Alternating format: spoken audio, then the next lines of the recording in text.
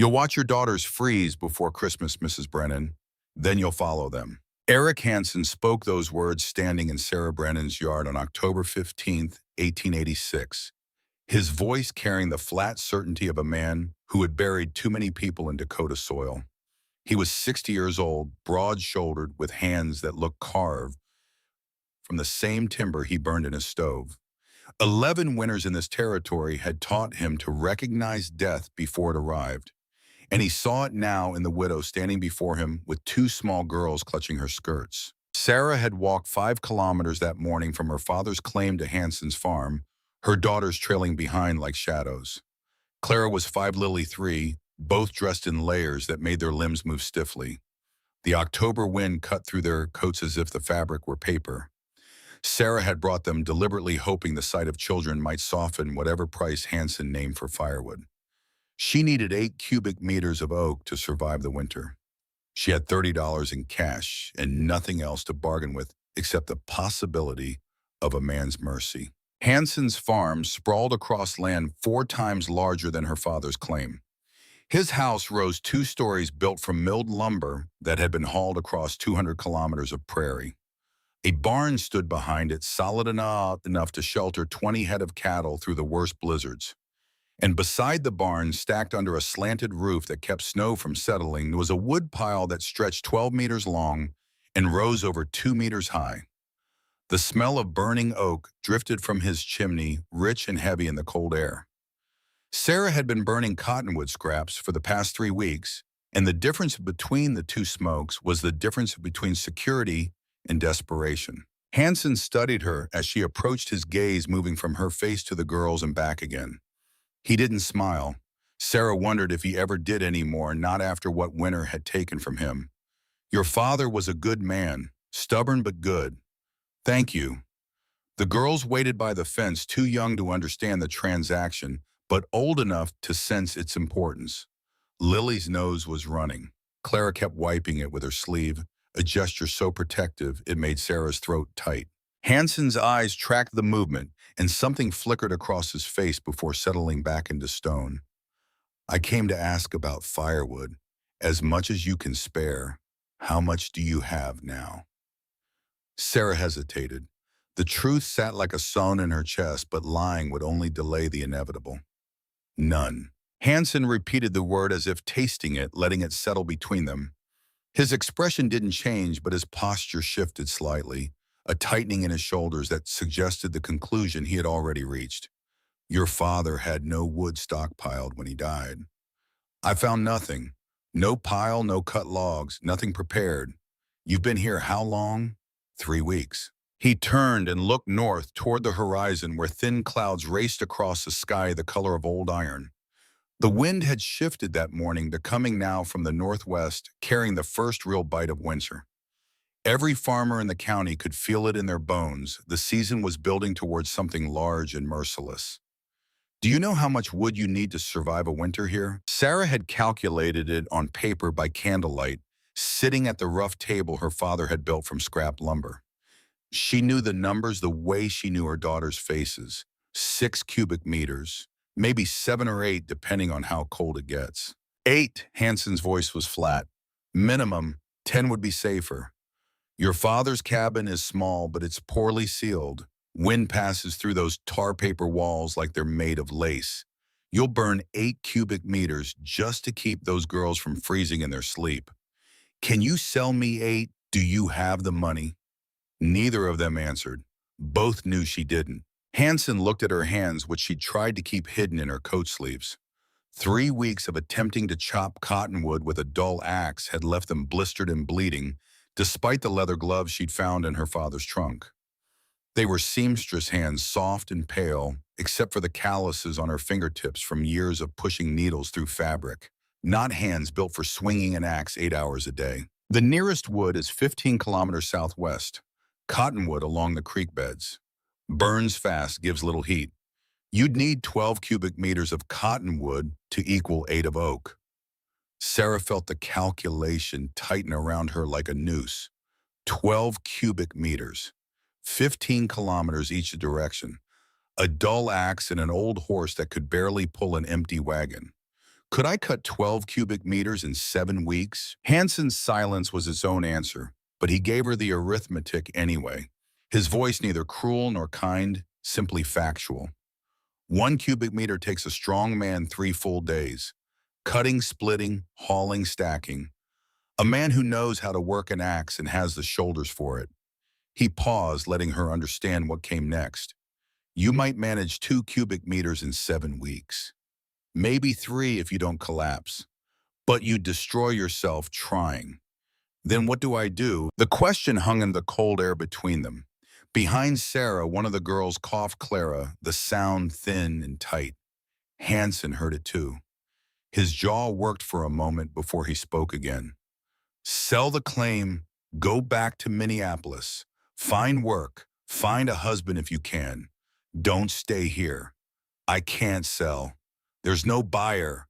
Who would pay for 16 hectares with no wood and a dry well? Then abandon it, walk away, give up the claim. His voice remained level, but something in it had shifted not towards sympathy, exactly, but toward a recognition of shared experience. Your father is dead. The land isn't worth your life. It's everything he built. It's land, grass, and a hole in the ground that never found water. Hanson's expression hardened into something carved and immovable.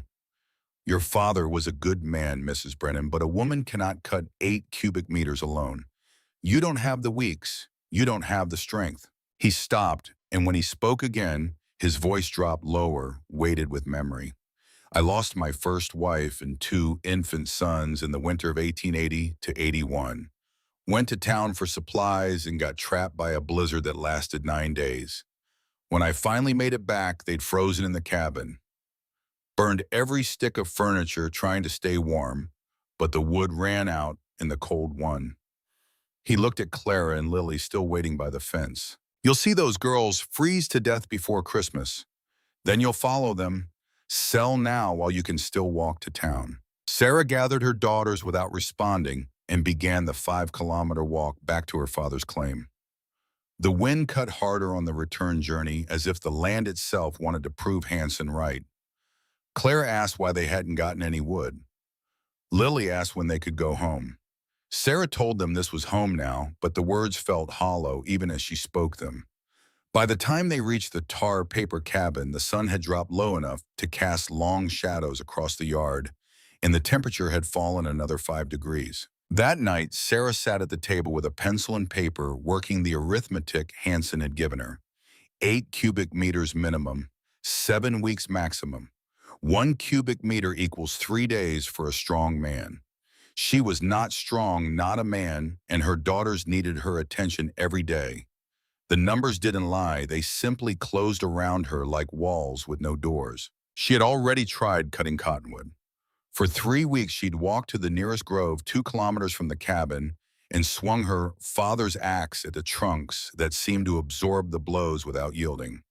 The blade was dull, the handle loose, and her shoulders screamed after an hour of work. She'd managed to cut split and haul perhaps 3/4 of a cubic meter in 21 days. At that rate, she'd have maybe 2 cubic meters by mid-November, enough for perhaps 3 weeks of heat if she burned sparingly.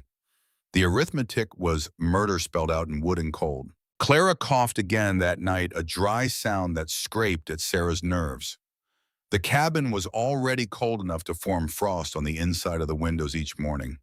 They had 6 weeks before winter arrived in earnest, and Sarah could feel time compressing around her like a fist. The following week brought temperatures that hovered just above freezing during the day and dropped well below at night. Sarah continued her trips to the cottonwood grove, forcing herself through the pain in her shoulders and the blisters that had become open sores on her palms. She cut, she split, she stacked. By November 5th, she had accumulated just over 1 cubic meter of wood, enough to last perhaps 10 days if the weather stayed moderate 4 or 5, if a serious cold front moved through. On November 6th, she tested a few pieces of oak she'd found near the well fragments left over from some project her father had abandoned. The wood caught quickly in the stove and burned with a heat that transformed the cabin. For the first time since arriving, Sarah felt genuinely warm. The girls stopped shivering. The frost on the windows began to melt. But the smoke that rose from the chimney was different, thicker, darker, carrying a scent that anyone who'd burned both woods would recognize immediately. Oak, not cottonwood. And in a territory where everyone knew everyone else's business, that smoke might as well have been a signal fire. Margaret Walsh appeared at Sarah's door the next morning, carrying a basket that supposedly held surplus eggs. She was a widow in her early 40s with a 16-year-old son and a claim that bordered Sarah's to the west. 9 Dakota winters had taught her every trick related to wood stoves and survival, and she stood in the doorway with her nose slightly raised, sampling the air like a hound picking up a scent. "You're burning oak." Sarah's heart kicked against her ribs, but she kept her voice steady. "Found some reserves my father had hidden." "Your father never had oak. Thomas burned cottonwood like everyone else. He must have traded for it before he died." Margaret's eyes narrowed slightly, her gaze moving past Sarah's shoulder to the small stack of wood visible near the stove. "How much do you have?" "Not much. Maybe enough for a few weeks." "Where was it hidden?" Sarah forced herself to meet Margaret's eyes without flinching.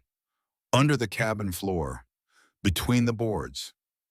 Margaret's gaze dropped to the dirt floor beneath their feet, covered only with braided rag rugs Sarah had made in Minneapolis. The cabin had no wooden floor, no boards to hide anything beneath. For a moment, neither woman spoke. Then Margaret shifted the basket in her hands and offered a tight smile that didn't reach her eyes. "I see." She left 20 minutes later, eggs still in the basket, but turned back once to look at the smoke rising from Sarah's chimney. Sarah watched her go and understood that the interrogation had just begun. Margaret would talk. She'd tell the other settlers that the Brennan widow had oak smoke coming from her chimney, despite having no visible wood pile, no money to purchase fuel, and no explanation that made sense. People would speculate. Some would assume theft. Others would come looking for the source. Sarah needed to be careful. She needed to keep the vault secret as long as possible. But she also needed to survive, and survival meant pulling more oak from underground and building a visible pile on the surface regardless of who noticed or what questions they asked. 3 days after Margaret's visit, Peter Stillman rode up to the cabin on a gray gelding that looked as cold and calculating as its owner.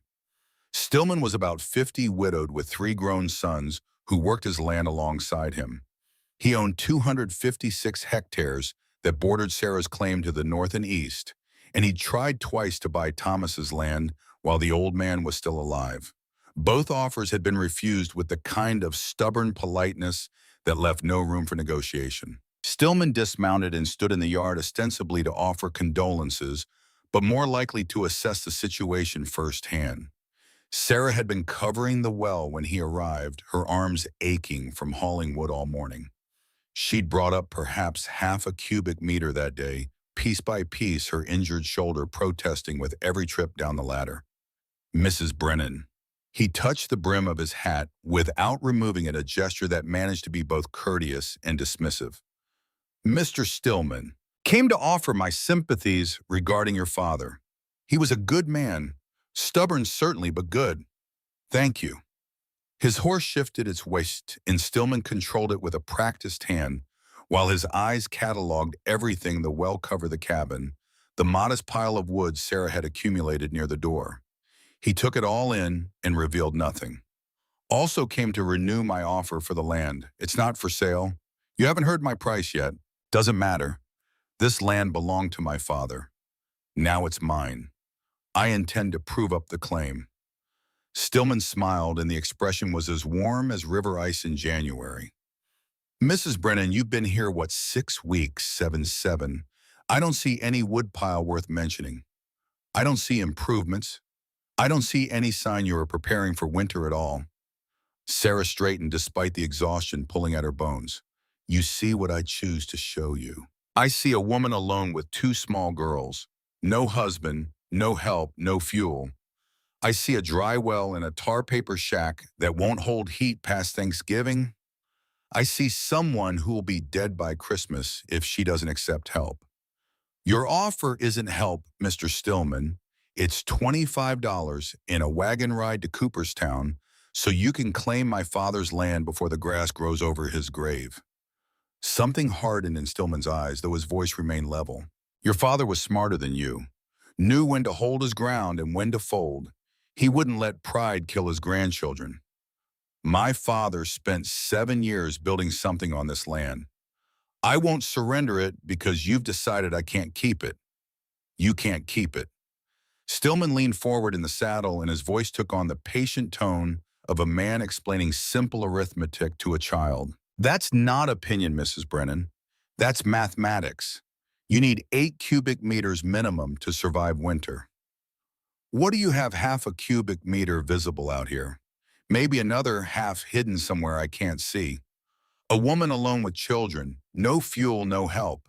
That's not courage, that's suicide. I have what I need. You have a dry well and a dead father. He straightened, adjusting his reins. My offer expires with the first snow. After that, I'll simply wait.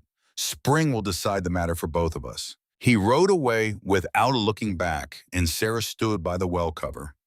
With her hands shaking, not from cold but from rage she couldn't afford to show. Stillman was right about the arithmetic. She knew it. But he didn't know about the vault, didn't know about the 10 cubic meters of cured oak that sat 6 meters beneath his horse's hooves, fuel enough to burn for 2 winters. She wouldn't tell him, wouldn't tell anyone. She'd pull the wood up in secret, build her surface piles slowly, and let the skeptics wonder.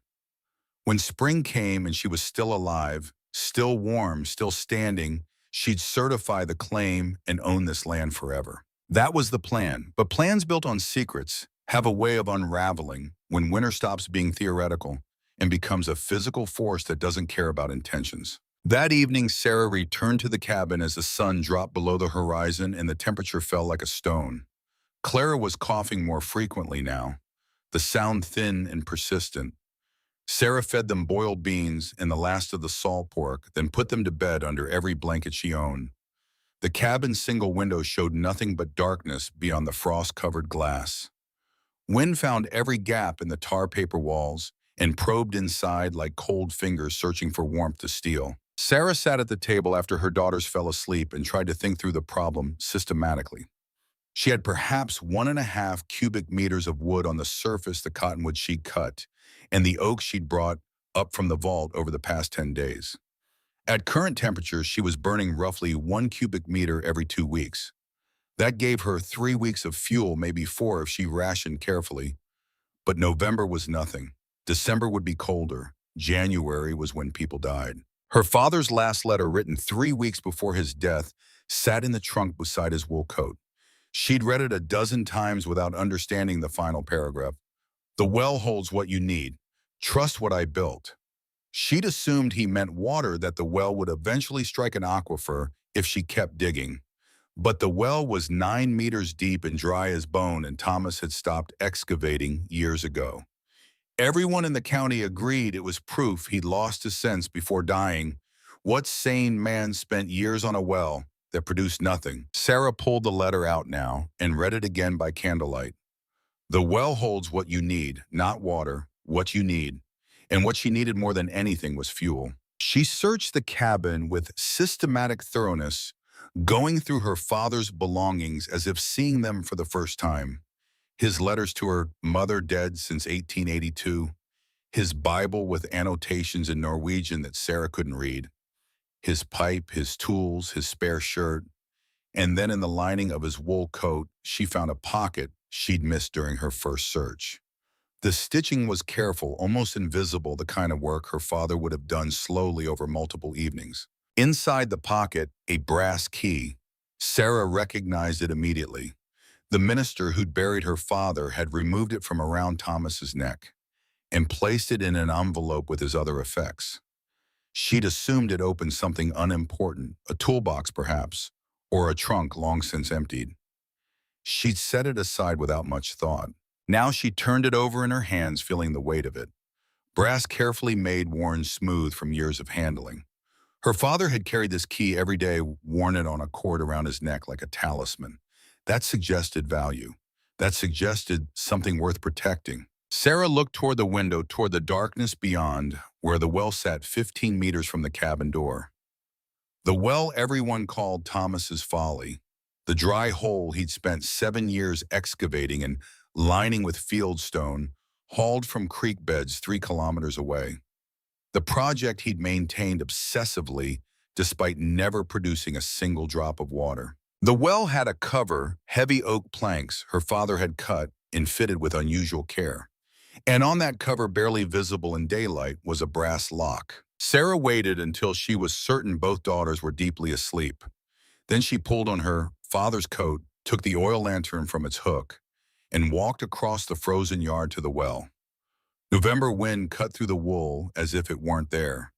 The temperature had dropped to perhaps -10, cold enough that her breath came out in clouds that dissipated immediately. The brass lock was stiff from disuse, the mechanism frozen by weather and time. Sarah worked the key carefully, feeling resistance, then a small click as the pin released. She set the lock aside and pulled the planks away one by one. Each piece of oak was heavy, solid, fitted so precisely that removing them felt like dismantling something sacred. Beneath the cover darkness, the well shaft dropped straight down stone walls, descending into black. But built into those walls at regular intervals were wooden rungs, a ladder her father had constructed with the same care he had given everything else. Sarah hooked the lantern onto her belt and began to descend. The air cooled as she went down degree by degree, but the change felt different than surface cold. This was stable temperature, constant, as if the seasons above couldn't penetrate this depth. 3 meters down, 4.5, 6 meters. At 6 meters, the temperature had settled around 10 degrees Celsius, cold by human standards, but far warmer than the -10 howling above. At 6 meters, she noticed something wrong with the wall.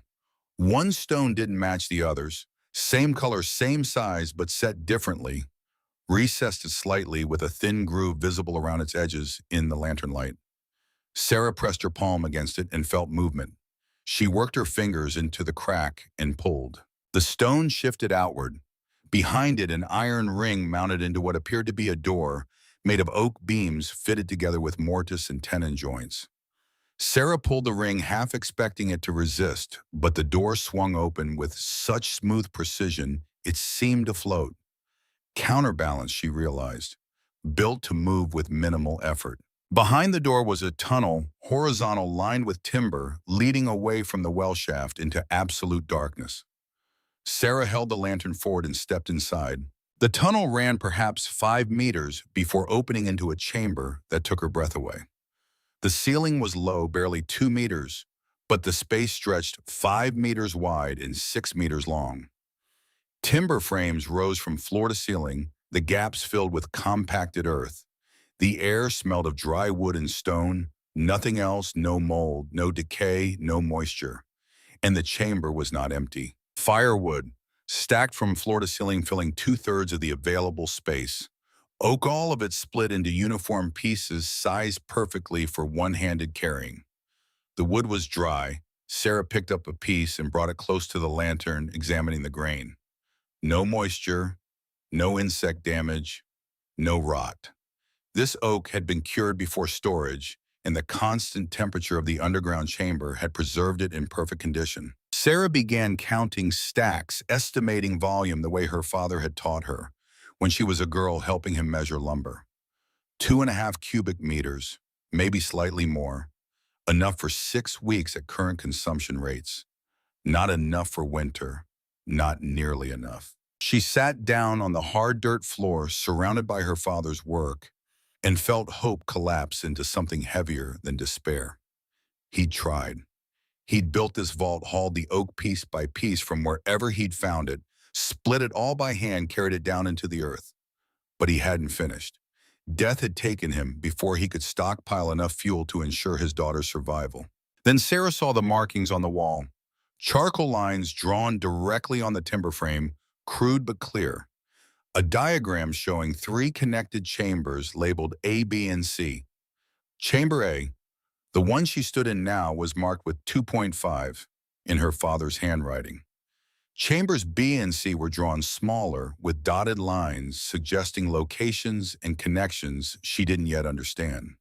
And beneath the diagram, written in Norwegian that Sarah had learned as a child, where roots drink, the oak sleeps.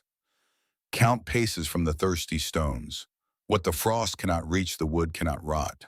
A riddle. Her father had left her a riddle carved in charcoal on a chamber wall 6 meters underground. Sarah studied the words, turning them over in her mind. Roots, tree roots, or something else. Thirsty stones, the dry well, or field stones near water. Count paces from where, and what did frost and rot have to do with finding the other chambers? She took mental measurements of the room, pacing it out despite the low ceiling. Chamber A extended roughly 6 meters from the well shaft in a northerly direction. According to the diagram, Chamber B should be somewhere to the east or southeast, but she saw no obvious door or passage in this room. The access must be separate, another entry point she hadn't found yet. Sarah climbed back up to the surface, replaced the well cover, and locked it with the brass key. The wind had picked up, carrying the smell of snow that hadn't yet fallen. She returned to the cabin where her daughters slept undisturbed, unaware that beneath their feet lay a puzzle their mother had to solve or watch them freeze. Over the next 4 days, Sarah divided her time between maintaining appearances and searching for Chamber B. During daylight hours, she cared for Clara and Lily, hauled small amounts of wood from Chamber A, using the pulley system she'd discovered above the well, and built a modest but visible pile near the cabin door. At night, after the girls slept, she took the lantern and studied the land around the claim with systematic thoroughness. Thirsty stones, sis. She measured paces from the well in every direction, looking for anything that might qualify. At 50 paces southeast, she found a pile of field stones that looked natural but had a regularity that seemed deliberate on closer inspection. Sarah began removing stones, working quietly despite knowing her nearest neighbor was more than a kilometer away. Beneath the top layer, she found wooden boards, old weathered but clearly manufactured. A hatch. And on that hatch, another brass lock. The key fit. The lock opened. Sarah pulled the hatch away and found herself looking down into another shaft angled differently than the main well, but clearly part of the same system. She descended carefully, counting rungs. At 6 meters depth, she found a door identical to the one in the first shaft. She opened it. Chamber B was roughly the same size as Chamber A, but with one critical difference: the entire southwest corner was underwater. Spring seepage, Sarah realized. Snowmelt from previous years had found its way into this lower chamber and pulled in the corner where the floor dipped slightly. The water was ankle-deep, ice-cold, and it had claimed roughly 40% of the chamber. Sarah waited in lantern held high and assessed the wood. 4 cubic meters total, she estimated. But perhaps 1.5 cubic meters sat submerged, the lower portions already showing white mold and water damage. The dry wood in the elevated sections looked fine-cured oak, properly aged, identical to what she'd found in Chamber A. But the wet wood would need extensive drying before it could be burned, and time was a luxury she didn't have. She pulled herself out of the water and sat on the chamber's dry section, doing the arithmetic with growing dread. Chamber A, 2.5 cubic meters minus the half she'd already used, leaving 2 cubic meters. Chamber B, approximately 2.5 cubic meters of immediately usable dry oak. Total accessible fuel, 4.5 cubic meters. Minimum survival requirement, 8 cubic meters. Shortfall, 3.5 cubic meters. Even if she managed to dry all the submerged wood, which would take weeks she didn't have, she'd still be short. Unless Chamber C existed. Unless her father had actually completed the system shown in his diagram. Sarah studied the walls of Chamber B, looking for another hidden door, but found nothing. She examined the floor more carefully, probing with her hands in sections that weren't underwater. Most of the floor was hard-packed earth, but in the far corner, the one farthest from the seepage, she found wooden planks buried under a thin layer of dirt. Deliberately concealed. She scraped away the dirt with her fingers and found finger holds carved into the wood. A false floor. Chamber C wasn't beside Chamber B, it was beneath it. Sarah returned to the surface as dawn began to gray the eastern horizon. She had perhaps 12 hours before she needed to try accessing the third chamber, and those 12 hours had to be spent maintaining the illusion that everything was normal. She fed the girls oatmeal cooked over the oak-burning stove. She mended a tear in Lily's coat. She hauled 2 more loads of wood from Chamber A, stacking them visibly in the yard where anyone passing would see proof of preparation. And she listened to Clara cough a sound that had gone from occasional to frequent, from dry to wet, a sound that suggested something settling in her daughter's chest. That warmth might prevent from becoming worse, but cold would certainly make deadly. By evening, the temperature had dropped to -15. The sky had taken on the color of old iron, and the wind carried ice crystals that stung exposed skin. Every farmer in Griggs County could read that sky. The first serious storm was building, perhaps 24 hours away, perhaps less. Sarah waited until midnight, then descended into Chamber B with crowbar rope and determination sharpened by fear. She pried up the false floorboards and looked down into a vertical shaft that dropped another 3 meters. No ladder this time, just carved footholds in the stone walls, barely wide enough for a boot. The shaft was perhaps 60 centimeters across, tight enough that Sarah had to lower the lantern on a rope before descending herself. 9 meters below the surface, below the frost line, below seasonal temperature variation in the zone where Earth's geothermal gradient maintained year-round equilibrium regardless of what hell froze above. Chamber C opened beneath her like a cathedral built for one congregation's survival. 6 meters wide, 7 meters long, ceiling height just over 2 meters, and filled, absolutely filled with oak. Stacked floor to ceiling, wall to wall, arranged in rows with small gaps for air circulation, perfectly preserved by stable temperature and zero humidity. Sarah counted stacks with shaking hands, 5.5 cubic meters, maybe 6 if she was generous with the estimate.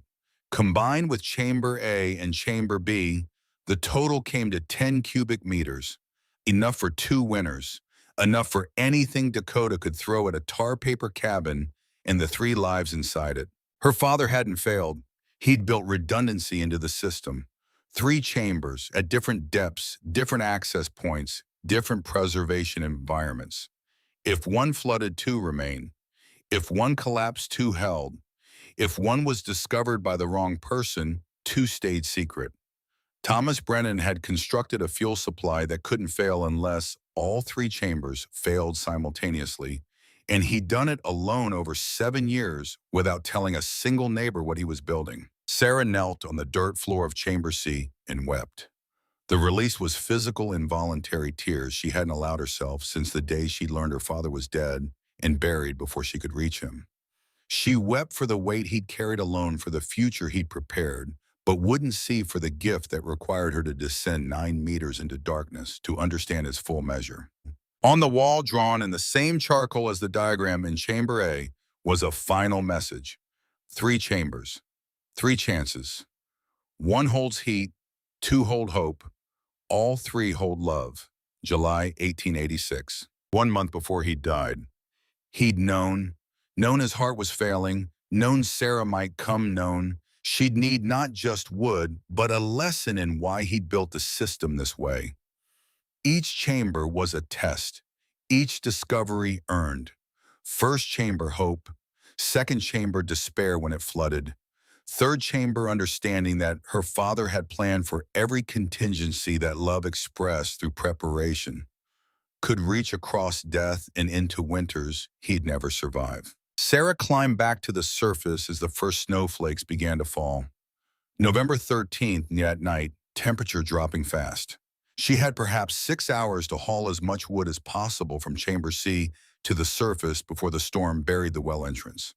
Her body was failing, shoulders screaming, hands blistered through the gloves, weight dropping from a frame that couldn't spare it.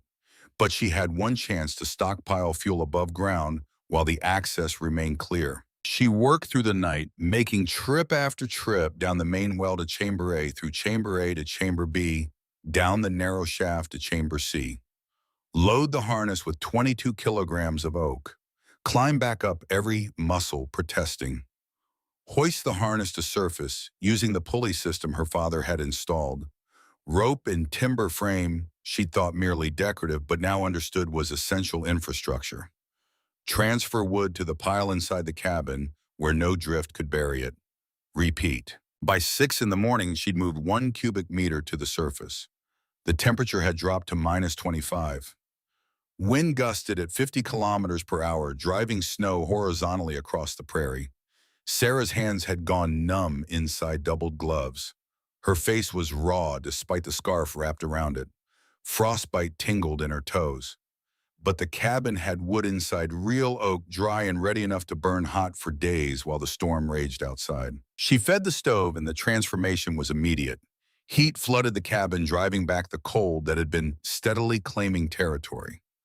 Clara and Lily woke to warmth for the first time in weeks.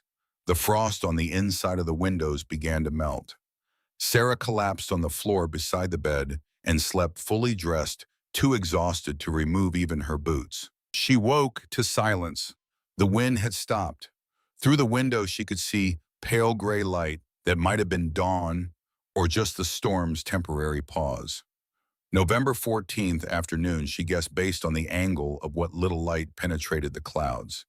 She'd slept perhaps 8 hours. Clara was sitting up in bed, eyes bright with fever. Sarah crossed to her, immediately pressing a hand to her daughter's forehead. Hot. Too hot. The fever had spiked while Sarah slept, driven by whatever infection had been building in Clara's chest for the past week. Fever needed warmth. The body fought illness better when kept warm, when allowed to sweat and burn the infection out. But keeping Clara warm meant feeding the stove constantly burning oak at a rate that would consume Sarah's carefully calculated reserves faster than planned.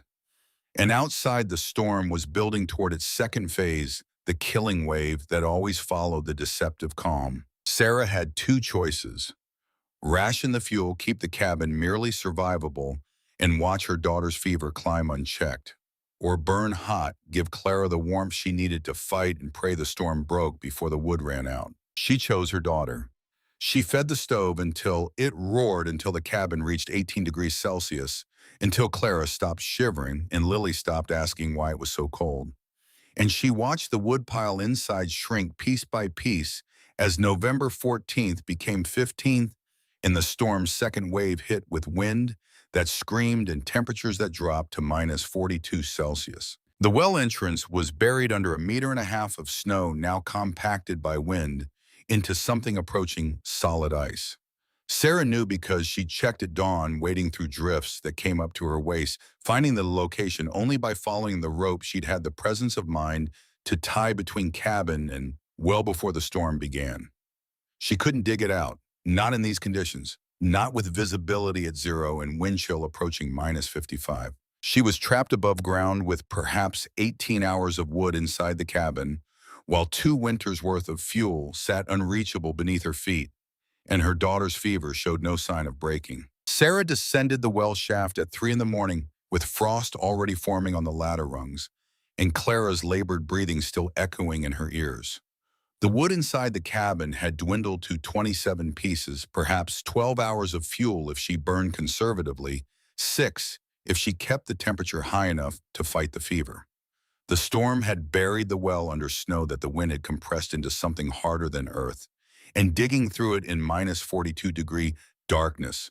With a shovel that kept filling the hole as fast as she emptied, it had taken 30 minutes that felt like hours. The lock had frozen solid. She'd struck it 3 times with the shovel handle before something inside gave and the mechanism released. Then she'd shoved the planks aside and looked down into darkness that promised either salvation or death, depending on how much strength remained in arms that could barely grip the rungs. 6 meters down, the temperature shifted from killing to merely brutal. The stone walls radiated a stable cold that her body registered as warmth compared to the surface hell. Her hands had gone beyond pain into numbness, fingers inside double gloves that had stiffened with ice, no longer reporting sensation with any reliability. She counted rungs by memory, 28 from surface to chamber A. And when her boots slipped on the 15th, she caught herself with a grip that should have failed, but somehow held. The hidden door in the chamber wall opened as smoothly as it had the first time, counterbalanced precision, unchanged by the storm raging above. Sarah crawled through on hands and knees because standing required energy she'd burned hours ago. Chamber A still held perhaps 1.5 cubic meters of oak, but she bypassed it entirely. The real supply sat 3 meters deeper in Chamber C, and reaching it meant traversing Chamber B's flooded sections and descending the narrow shaft that her father had carved with tools and determination that Sarah was only beginning to comprehend. Water in Chamber B had frozen along the edges, ice creeping toward the center in formations that caught her lantern light and threw it back in fractured patterns. The dry wood she'd counted on her last visit remained accessible, but the submerged sections were now locked under a film of ice that made salvage impossible, even if she'd had time. She moved to the false floor, pried up the boards with the crowbar strapped to her back, and looked down the vertical shaft that dropped to Chamber C. No ladder, just carved footholds barely wide enough for her boots. She'd descended this shaft once before in relative comfort with time to place each step carefully. Now she had to do it with hands that couldn't feel exhaustion, that made her vision swim, and the knowledge that if she fell 9 meters onto stone, there would be no one to pull her daughters from the cabin before the cold claimed them too. She lowered the lantern first on a rope tied to her belt, watching it descend into darkness until it reached bottom and illuminated the chamber below. Then she turned around, found the first foothold with her boot, and began the climb down. Her right hand slipped on the third hold. The stone was slick with condensation that had frozen into a microscopic layer of ice, invisible but lethal. Sarah's fingers skidded across the surface, and her weight shifted wrong, pulling her away from the wall. She grabbed with her left hand, found purchase on a hold she couldn't see, and hung there with her heart slamming against her ribs and her breath coming in gasps that clouded the air before her face. 3 more holds. She counted them like prayers. When her boots finally touched the floor of Chamber C, she collapsed against the nearest stack of oak and let the shaking take her. 10 minutes, maybe 15. Long enough for the adrenaline to metabolize and her hands to remember they were attached to a body that still needed them to function. The wood surrounded her in quantities that should have brought comfort, but instead felt like accusation. 6 cubic meters at least, maybe more, all of it perfectly preserved by stable temperature and her father's obsessive planning. Enough fuel to last until spring with reserves to spare. Useless if she couldn't get it to the surface. Worthless if her strength gave out before she hauled sufficient quantities to matter. Sarah loaded the canvas harness with as much oak as she thought she could carry. 25 kilograms usually, but her judgment was impaired now, and the pieces she chose might have totaled 30. She clipped the harness to the pulley rope and began the climb back up. The shaft took everything she had left and demanded more. Footholds carved for a man's boots, not a woman's, spaced for longer legs than hers. By the 10th hold, her thighs were burning. By the 20th, her vision had narrowed to a tunnel that showed only the stone directly in front of her face. She made it to Chamber B's false floor and hauled herself through the opening with a sound that was half sob, half growl. The harness came up more easily. Her father's pulley system distributed weight efficiently, but it still required effort that pulled screams from shoulders she'd injured weeks ago. She dragged it through Chamber B, through Chamber A, to the base of the main well shaft. Then up the ladder rung by rung, with the harness suspended below her on the rope, and wind howling down the shaft from above like the voice of something that wanted her dead. At the surface, the cold hit her like a physical blow. The wind had picked up again, driving snow horizontally across ground that had disappeared beneath drifts sculpted into shapes that looked almost alive. Visibility extended perhaps 3 meters. Beyond that, white nothing. She found the rope she had tied from well to cabin and followed it hand over hand, dragging the harness behind her, moving through a world that had been reduced to cold and white in the thin lifeline connecting 2 points in space. She fell through the cabin door, more than entered it, the harness spilling oak across the dirt floor in a clatter that woke both daughters. Lily started crying immediately, the sound of someone waking from nightmare into something worse. Clara tried to sit up, but the movement triggered a coughing fit that bent her double and brought up phlegm. Sarah could hear even across the room. The stove had burned down to coals. Sarah fed at oak with hands that fumbled the pieces, dropping 2 before managing to place 3 into the firebox. The wood caught. Within seconds, flames spreading across the dry surfaces, heat beginning to radiate outward in waves that pushed back the cold, creeping through every gap in the tar paper walls. She crawled to the bed where her daughters huddled under blankets that had been insufficient 10 minutes ago and were barely adequate now. Clara's forehead was slick with sweat despite the cabin's temperature hovering just above freezing. The fever had spiked higher, driven by infection that needed warmth and time to resolve, neither of which Sarah could guarantee. I'm here. You're safe. The fire's going again. Lily wrapped both arms around Sarah's neck with a grip that would have hurt if Sarah could feel anything beyond exhaustion. Clara's eyes were half closed, fever-bright tracking movement without full comprehension. Sarah peeled Lily off gently and returned to the stove, feeding it until the firebox was full and heat poured from the iron in quantities that made the air shimmer. The pile of wood she'd brought, up 25 kilograms, maybe 30, would last perhaps 8 hours if she maintained temperature high enough to help Clara fight the fever. She had 8 cubic meters still in the vault below, accessible through 3 chambers and shafts she'd now descended twice in conditions that had nearly killed her both times. The arithmetic was simple and merciless. She could reach the fuel, but each trip cost her reserves she couldn't replenish, and eventually the math would catch up. Unless the storm broke, unless Clara's fever came down, unless the temperature rose enough that she could dig out the well entrance properly and establish a safe route for hauling larger quantities. Unless any of a dozen variables shifted in her favor instead of continuing their relentless slide toward catastrophe. Sarah lay on the floor beside the stove and fell into something that wasn't sleep so much as temporary unconsciousness. When she woke, the light through the window had changed from black to gray dawn, or what passed for it during a blizzard. November 16th. The storm had been raging for more than 60 hours with no sign of breaking. She checked Clara first. The fever persisted but hadn't climbed higher. Small mercy. Lily had fallen back asleep, one hand tangled in her sister's hair, the two of them creating a warmth between their bodies that blankets alone couldn't provide. Sarah added wood to the stove and took inventory of what remained inside the cabin. 18 pieces of oak, perhaps 6 hours of fuel at current burn rate. Outside the well entrance was buried again beneath snow. The wind had piled into a drift that probably topped 2 meters. She could dig it out, had already done so twice, but the effort required would consume calories she couldn't spare, and time that might be better spent resting for the next haul when the wood inside finally ran out. The decision made itself. She would wait, let the storm exhaust itself, keep the stove fed from the indoor supply, and pray that 18 pieces stretched long enough for the weather to break. If the wood ran out before the storm ended, she'd make another trip down, but not before she had to. Not while her body was still recovering from the last descent. The day passed in a blur of small tasks performed with the efficiency of desperation. Sarah melted snow for drinking water. She made a thin soup from the last of the beans and an onion that had started to sprout.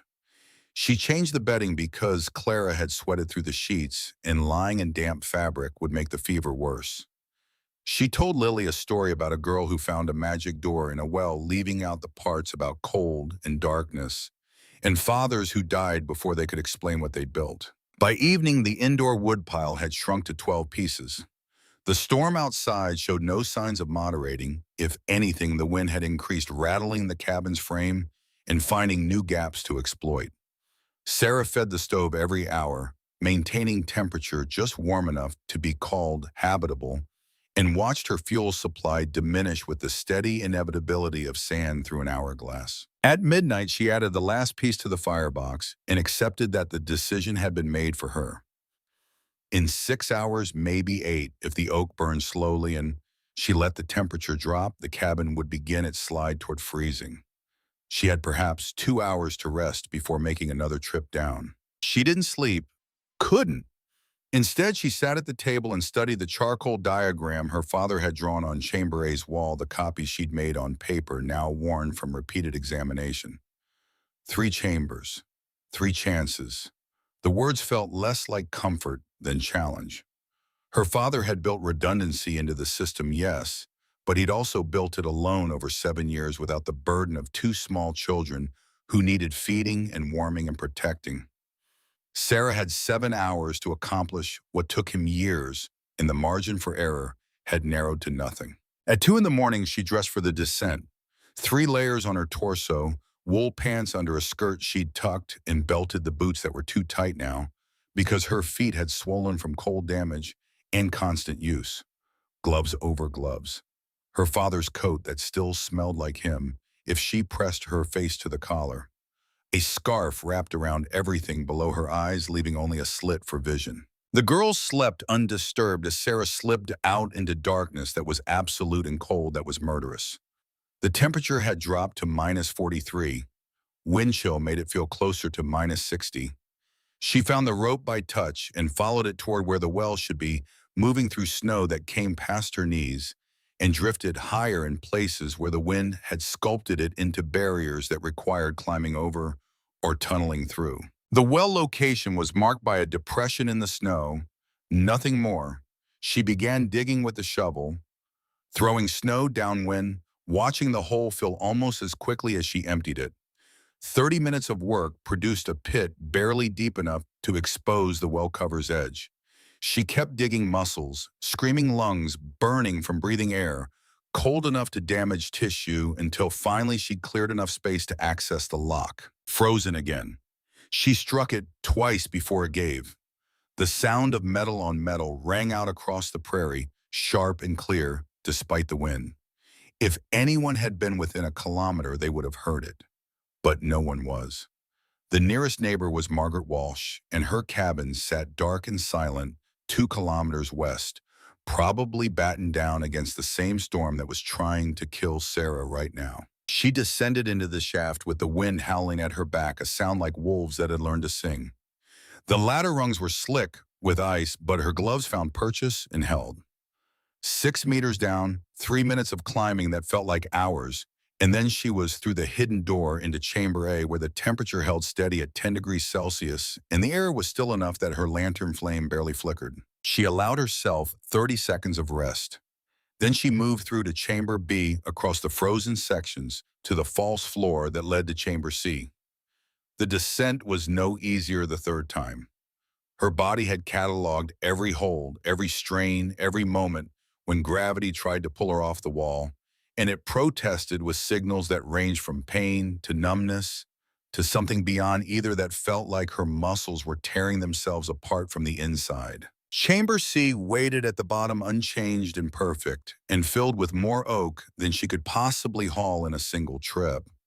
She loaded the harness until it bulged, until the straps creaked under weight that probably topped 35 kilograms. Then she began the climb back up. Her right hand failed her at the 8th hold. The fingers simply stopped responding, opening without permission, releasing her grip on stone that had already been marginal. Sarah fell backward into space with the lantern swinging wildly on her belt and her left hand scrabbling for purchase on a wall she could barely see. She caught a hold 2 meters down, her left hand closing on carved stone with a grip powered entirely by instinct and terror. The impact sent pain through her shoulder joint in waves that made her vision white out at the edges.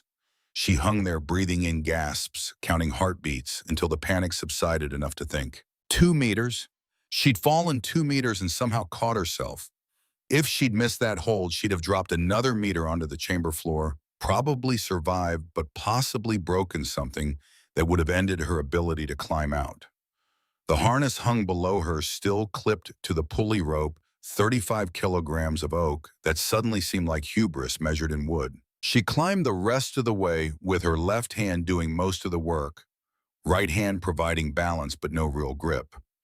At the false floor, she hauled herself through and lay gasping on Chamber B's dry section, while feeling return to her fingers in stages that felt like fire. 10 minutes before she could move again. 20 before she trusted her hands enough to pull the harness up and drag it toward Chamber A. The main shaft ladder was 28 rungs of exposure, where failure meant a fall that would probably kill. Sarah climbed it with mechanical precision, each rung its own complete task, refusing to think about what came next until she'd achieved what came now. At the surface, the wind had somehow increased, gusting hard enough that it nearly tore the harness from her grip when she pulled it out of the shaft. The rope to the cabin had ice crystals formed along its length, making the line visible even in the darkness. Sarah followed it with the harness dragging behind, both hands locked around the rope, because letting go meant the wind would take her sideways and she'd be lost in the white. 3 meters from the cabin door, she felt her boot catching on something buried under the snow and went down hard enough to knock the air from her lungs. The harness spilled oak across the snow. Sarah lay there for perhaps 10 seconds before panic overrode exhaustion, and she began gathering the pieces in darkness by touch, praying she found them all before the wind buried them, or her hands stopped working entirely. 20 pieces, 25.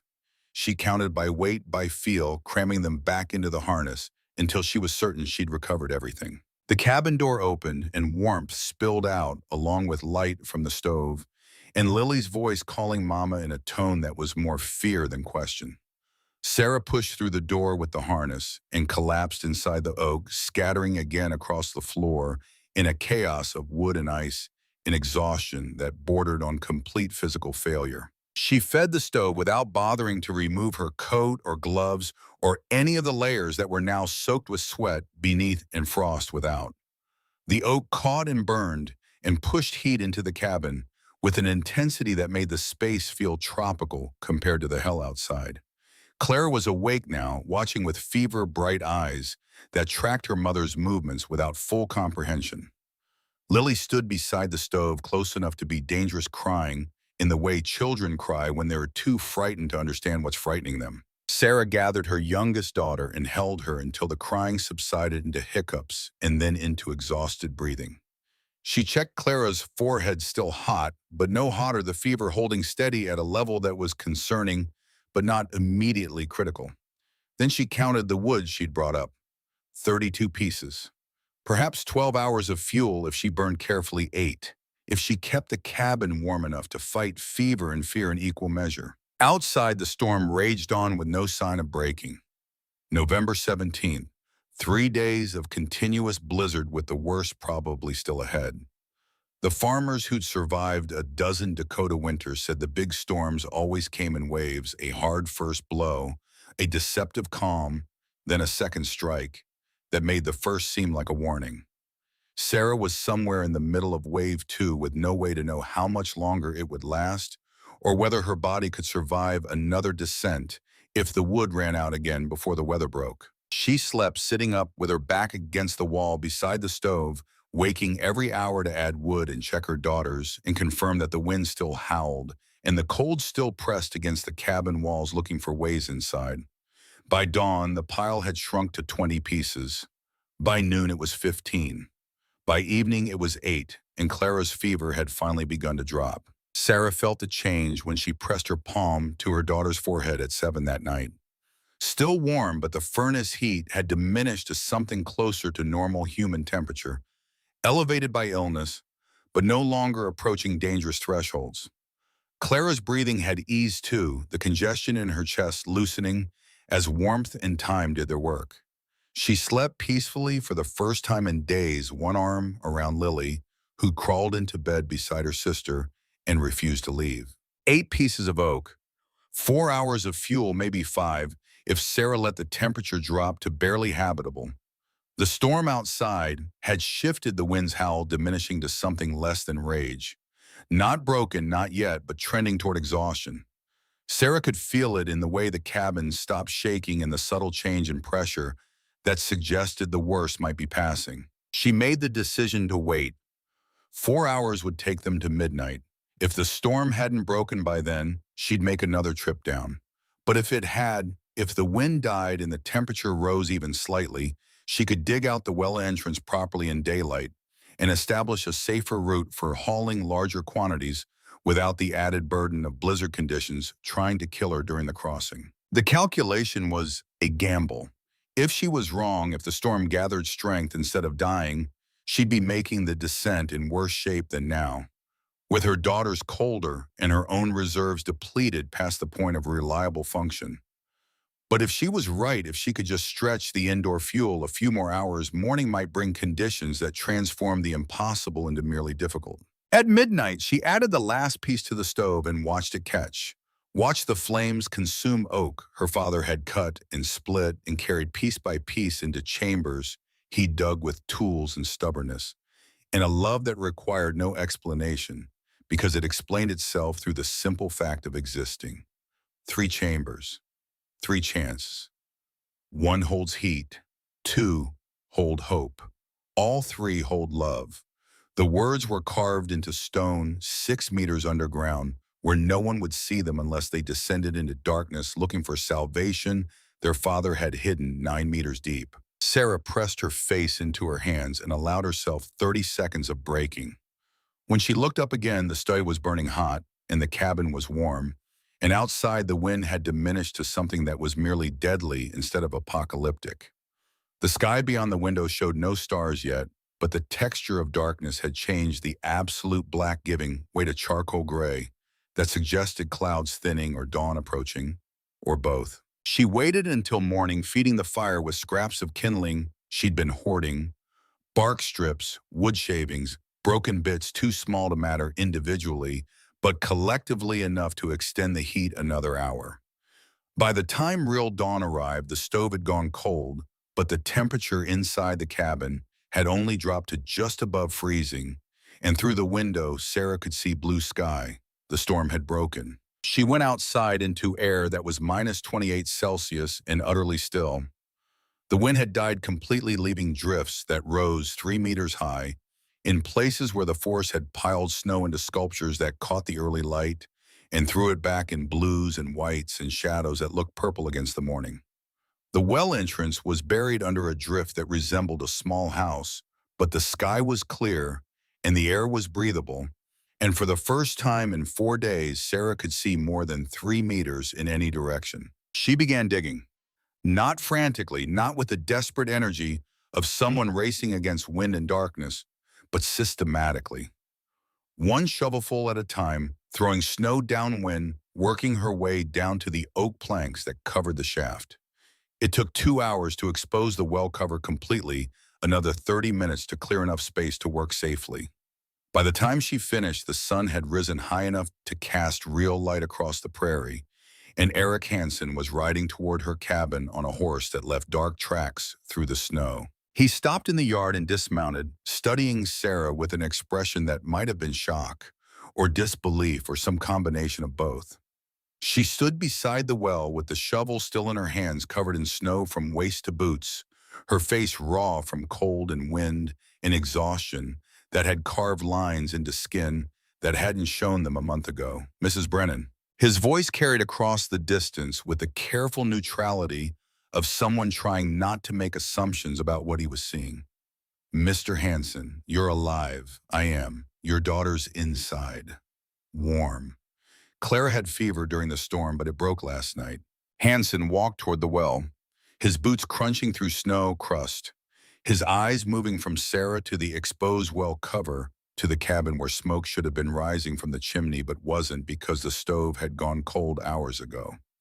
He stopped at the well's edge and looked down into the shaft she'd uncovered, seeing the ladder and the stone walls and the rope and pulley mechanism that transformed impossible into merely brutal. How deep? 9 meters total. Then there's a door. Then chambers. Chambers. The word hung between them, plural, doing more work than any explanation could have managed. "My father built them over 7 years. In secret." Hansen was quiet for perhaps 30 seconds, his gaze moving from the shaft to Sarah and back again, calculating something that showed in the tightening around his eyes. "May I see?" Sarah gestured toward the ladder. He descended without hesitation, moving with the practiced ease of someone who'd spent decades working in conditions where a mistake meant injury or death. She heard him reach the bottom, heard the hidden door open, heard his boots on the tunnel floor leading to Chamber A. Then silence that stretched long enough that Sarah began to worry something had happened. When he climbed back up, his face had changed. The certainty that had marked his features when he'd told her she'd watch her daughters freeze, that absolute conviction in his own assessment, was gone. What replaced it looked uncomfortably like humility. How much is down there? 8 cubic meters remaining. Was 10 before the storm. I've used 2. 10 cubic meters of oak. Hansen's voice was flat with something that might have been awe, or might have been the realization that he'd been catastrophically wrong about a dead man's sanity. Cured, stored at stable temperature, fuel for 2 winters. Yes, and your father built this alone, without telling anyone. He knew what it was worth, knew what neighbors might do to claim it. The words landed between them with weight that made Hanson flinch despite being directed at no one specifically. He told her to sell to abandon, to accept that winter would kill what stubbornness couldn't save. He'd been so certain of her failure that he hadn't considered the possibility that Thomas Brennan had been smarter than anyone supposed. I told you you'd see those girls freeze. Told you to sell the claim and return to Minneapolis. You did. Hanson looked toward the cabin, toward the two small faces now visible in the window, watching their mother talk to the man who'd predicted their deaths. Your father was no fool. No, I was. Sarah didn't respond because there was nothing to say that Hanson hadn't already said himself. The admission hung in the cold air between them, acknowledged and accepted, and requiring no elaboration. Hanson turned his attention back to the well, studying the pulley mechanism with the focused interest of someone who recognized engineering when he saw it. I'd like to examine the construction, the bracing, the ventilation, how he prevented rot. I'll show you. I'd also like to help if you'll permit. I have influence at the land office. If there are questions about proving up your claim, I can speak on your behalf. Why would you do that? Because your father understood something I didn't. He built for winters I couldn't imagine. So you survived what no one thought survivable. Hanson paused, his gaze moving from the well to the horizon where more storms would come because they always did. I'd like to learn to do the same. Margaret Walsh arrived 3 days after the storm broke, drawn by rumors that had spread through the county like fire through dry grass.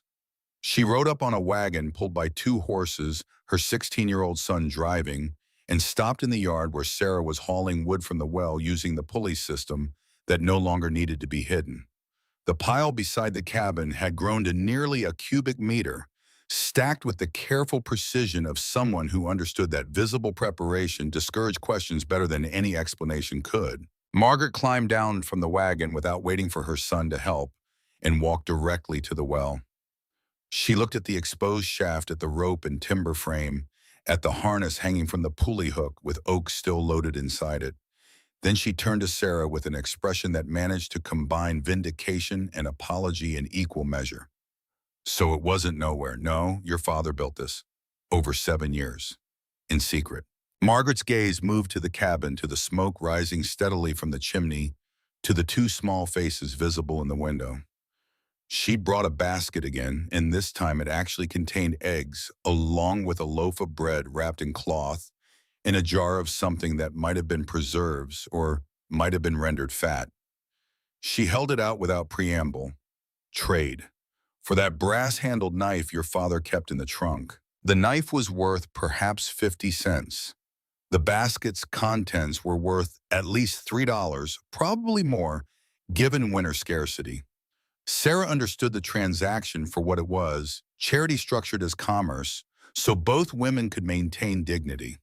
She accepted the basket and led Margaret inside where the knife waited in its sheath on the table. Margaret examined it with the care of someone appraising something genuinely valuable, turning it over in her hands, testing the edge against her thumb.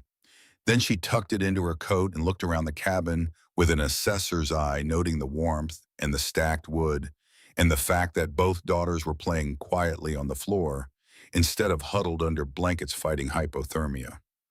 I thought you'd stolen it. When I smelled oak burning, I was certain you were a thief. I know. Was wrong about that. Wrong about other things, too. Margaret walked to the window and looked out at the well, at the mechanism Thomas Brennan had built and hidden and maintained for reasons that had finally become clear. Show me how he did it.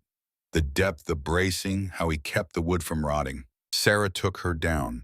They descended the ladder together, Margaret moving with the confidence of someone who'd spent 42 years doing manual labor that required trusting her body in uncertain spaces.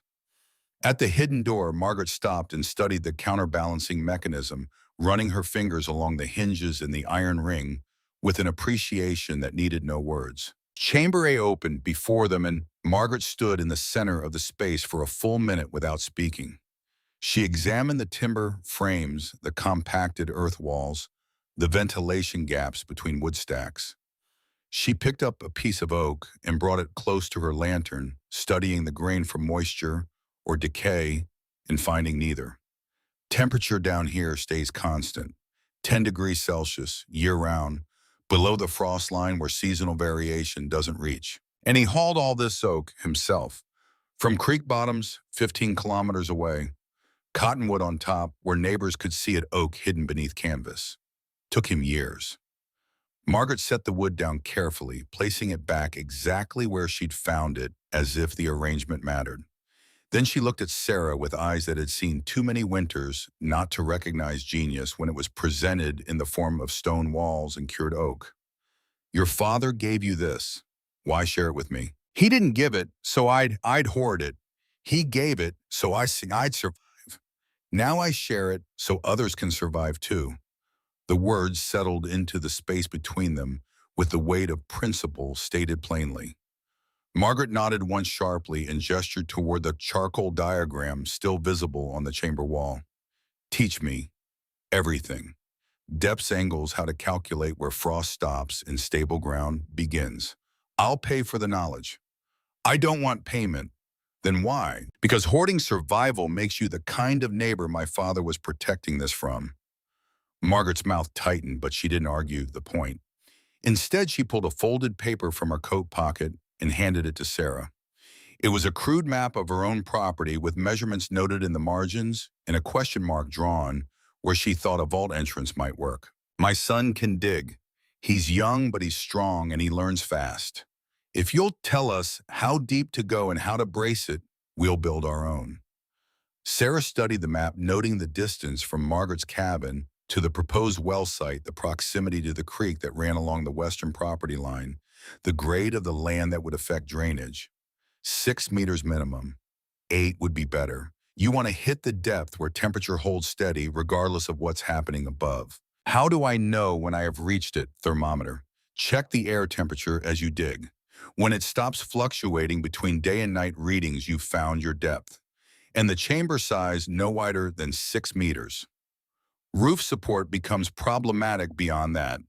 You'll need timber bracing every 1.5 meters, maybe closer if your soil is sandy. Margaret listened with the focused attention of someone memorizing instructions that might determine whether her family lived or died next winter. Sarah explained ventilation requirements, wood stacking patterns that maximize storage while preventing rot, the importance of keeping the entrance hidden until the supply was substantial enough to defend. When they climbed back to the surface, 2 hours had passed, and the sun had moved far enough across the sky that shadows stretched long across the snow. One more thing. Margaret turned at her wagon, one boot already on the step. The legal side. If Stillman or anyone else tries to claim your vault as property improvement, that increases land value and triggers back taxes. You need documentation that you built it yourself over time. Keep records, mark dates, have witnesses who will testify you did the work. Why would Stillman care about my vault? He won't. But he'll care about mine eventually, and when he does, he'll look for precedent to use against anyone else who built similar storage. Better to prevent the argument before it starts. Margaret's expression hardened into something that looked like iron wrapped in flesh. If Stillman comes after you legally, he'll have to explain to the whole county why he thinks a widow and her children don't deserve to keep what they built. That's a conversation I'd pay to witness. She climbed into the wagon and her son turned the horses toward home. Sarah watched them go and thought about the conversation spreading about the 4 or 5 families who'd start digging their own vaults before spring, about the way knowledge shared became knowledge multiplied until eventually the entire county would know that survival could be engineered if you were willing to dig deep enough and plan far enough ahead. Peter Stillman filed his complaint with the Territorial Land Office on March 3, 1887. The document arrived via postal rider on March 9th, delivered to Sarah's cabin, along with a summons to appear before a 3-man panel in Cooperstown on March 23rd to address questions regarding asset valuation and homestead claim validity. The complaint argued that discovery of underground storage containing approximately 10 cubic meters of cured oak, estimated value $80 to $100, constituted material improvement not reported in original claim filing. Asset discovery increased land value substantially. Sarah Brennan had not built the vault herself, therefore inheritance, rather than sweat equity, therefore possible violation of Homestead Act requirements that claimants personally improve their land. Request for official assessment and consideration of forfeiture proceedings. Sarah read the document 3 times each pass, revealing new implications she hadn't caught on the previous reading. Stillman wasn't directly claiming the vault or the land.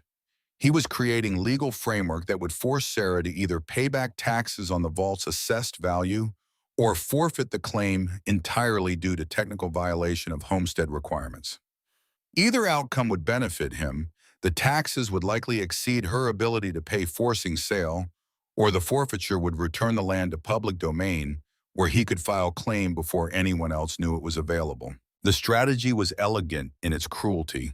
It used the law as weapon while maintaining appearance of proper procedure, and it would work unless Sarah could prove that the vault qualified as legitimate homestead improvement despite being built by her father rather than herself. She rode to Eric Hansen's farm the following morning, with both daughters bundled in the wagon and the legal summons folded in her coat pocket.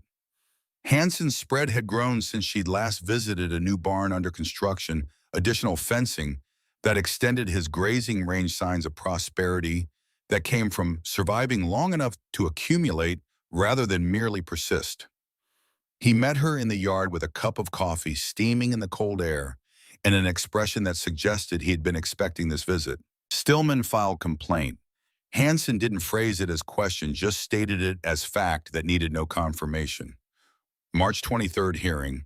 They're claiming the vault increases land value enough to trigger back taxes or invalidate the claim entirely.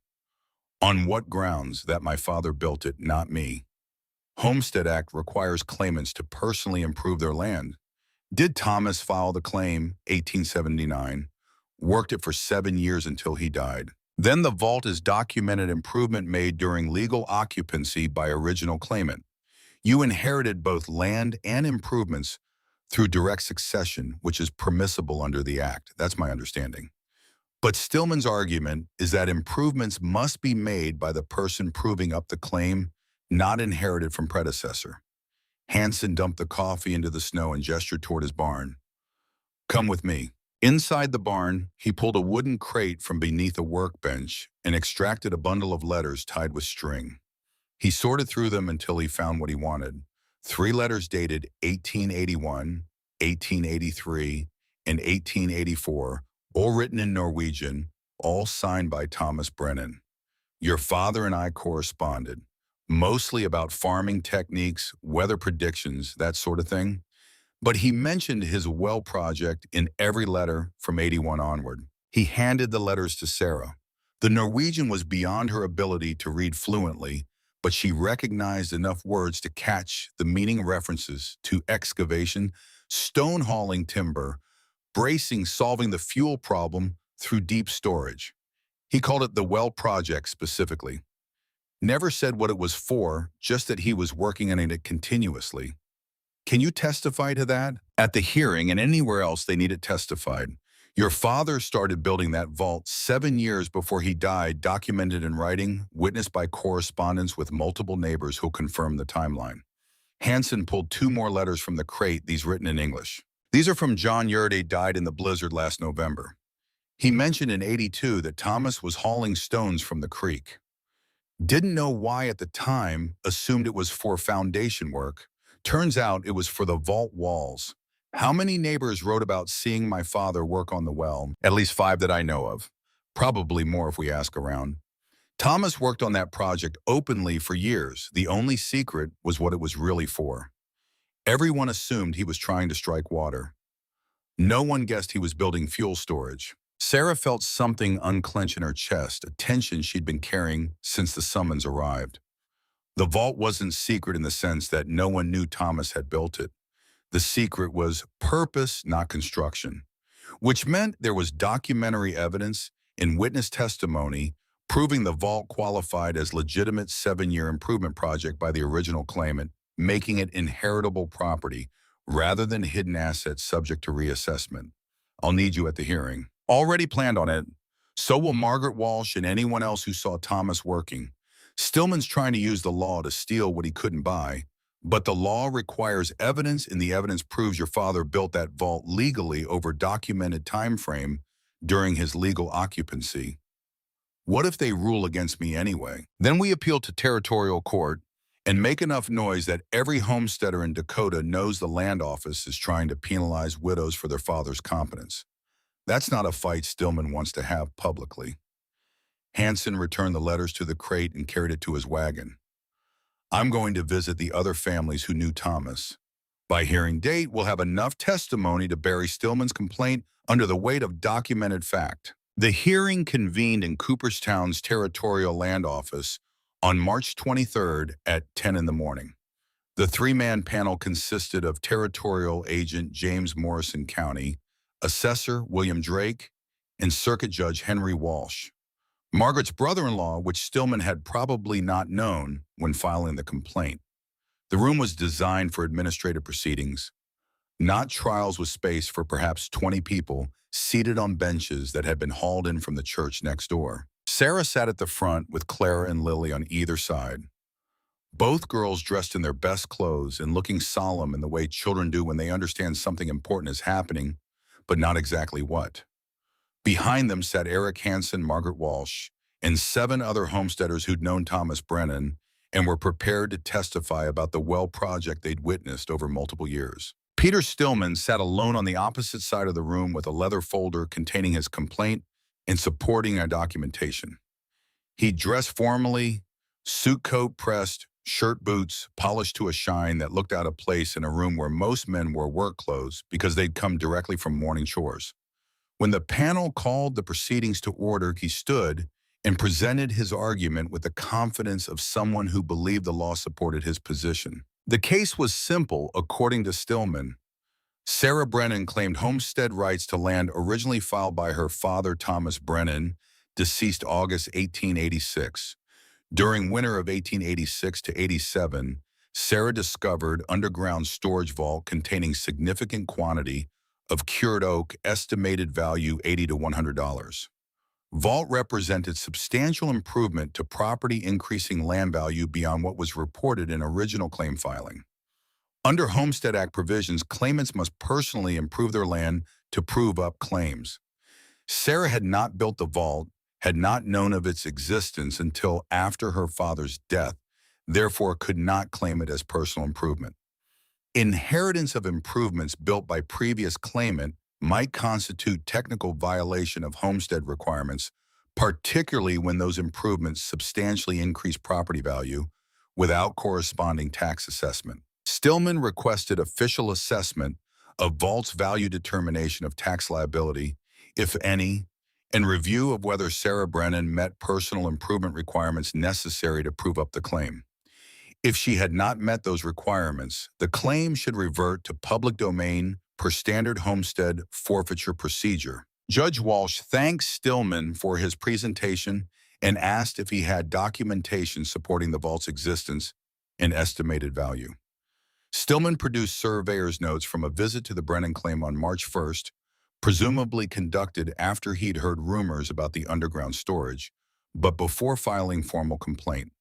The notes described 3-chamber system, estimated total volume at 9 to 10 cubic meters, assessed current market value of cured oak at approximately $8 to $10 per cubic meter. The panel reviewed the documentation while Sarah waited with her hands folded in her lap and her daughters pressed against her sides like small anchors, keeping her from floating away on the tide of legal language that would determine whether they kept the land or lost everything Thomas had built. Judge Walsh looked up from the surveyor's notes and addressed Sarah directly. Mrs. Brennan, when did you first learn about the vault beneath your property? October of last year, about 3 weeks after I arrived to claim my inheritance. And you had no knowledge of its existence prior to that date? None. My father never mentioned it in his letters. I discovered it only after finding the key he'd hidden in his coat. Did your father build this vault? Yes, sir. Over approximately 7 years, beginning around 1880. Walsh turned to Stillman. Mr. Stillman, your complaint argues that Mrs. Brennan cannot claim the vault as personal improvement because she did not build it herself. Is that correct? That is correct, Your Honor. The Homestead Act requires claimants to personally improve their land. Mrs. Brennan inherited the vault. She did not construct it. And your interpretation is that inherited improvements don't satisfy the Act's requirements. My interpretation is that substantial improvements discovered after taking possession, particularly improvements that significantly increase property value, should trigger reassessment and possible tax liability. The vault was not reported in the original claim filing because Thomas Brennan kept its existence secret even from his own daughter. Walsh made a note on the paper in front of him and looked toward Eric Hansen in the gallery. Mr. Hansen, I understand you have information relevant to this proceeding. Hansen stood and approached the front of the room, carrying the wooden crate that contained Thomas Brennan's letters.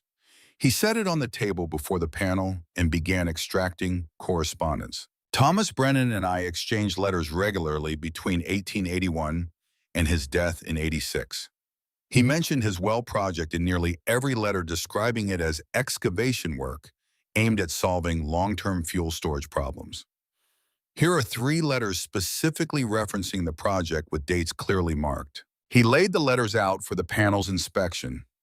Judge Walsh picked up the first one and studied it, his Norwegian apparently sufficient to catch the meaning, even if he couldn't read every word fluently.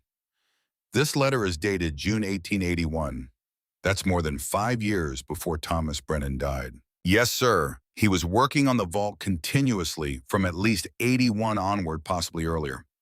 Multiple neighbors observed him hauling stones from the creek and excavating the well site over multiple years. Walsh looked at the other panel members, then back at Hansen. You're saying the vault wasn't secret in terms of construction, only in terms of purpose. Exactly. Everyone knew Thomas was digging.